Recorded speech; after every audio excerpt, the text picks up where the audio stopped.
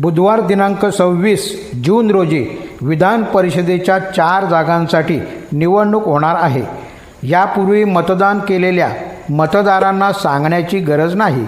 जे नवीन मतदार आहेत त्यांनी मतदान म्हणजे पसंती क्रमांक देताना योग्य खबरदारी घेणे आवश्यक आहे. अन्यथा त्यांचे बहुमूल्य मत बाद होऊ शकते. सुशिक्षित मतदारास हे नक्कीच भूषणावं नाही. मतदानास जाण्यापूर्वी मतदान केंद्र माहीत करून घ्यावे. निवडणूक आयोगाने मान्यता दिलेले कोणताही फोटो ID प्रूफ घेऊन जावे.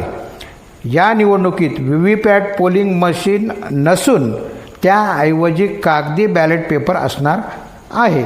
निवडणूक लढणाऱ्या सर्वच उमेदवारांची सूची मतपत्रिकेवर असते आणि मतदाराला पसंती क्रमांक द्यावयाचा असतो.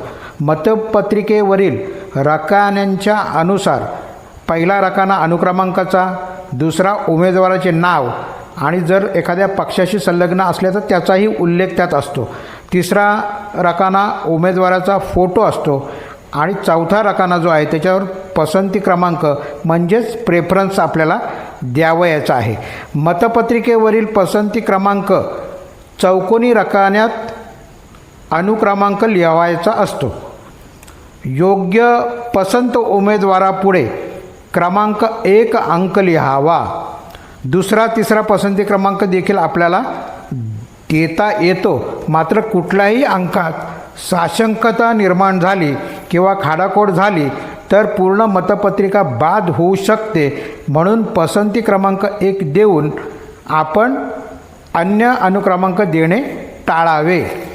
पसंती क्रमांक लिहिण्यासाठी तिथे उपलब्ध करून दिलेल्या पेनाचाच वापर करणे बंधनकारक आहे.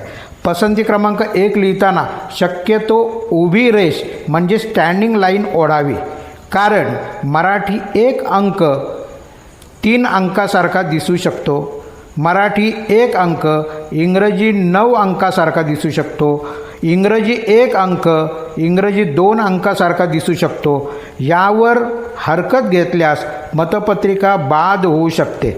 म्हणूनच 1 अंकाशी साम्य असणारी उभी रेष स्टँडिंग लाईन लिहिणे योग्य राहील. चौकोनात 1 अंक मधोमध लिहावा. चौकोनात 1 अंकाचा स्पर्श बाजूच्या चारी बाजूंना कुठेही झाला तर मतपत्रिका बाद होऊ शकते. मतपत्रिकेवर अन्यत्र कुठेही पेनाने छेडछाड करू नये.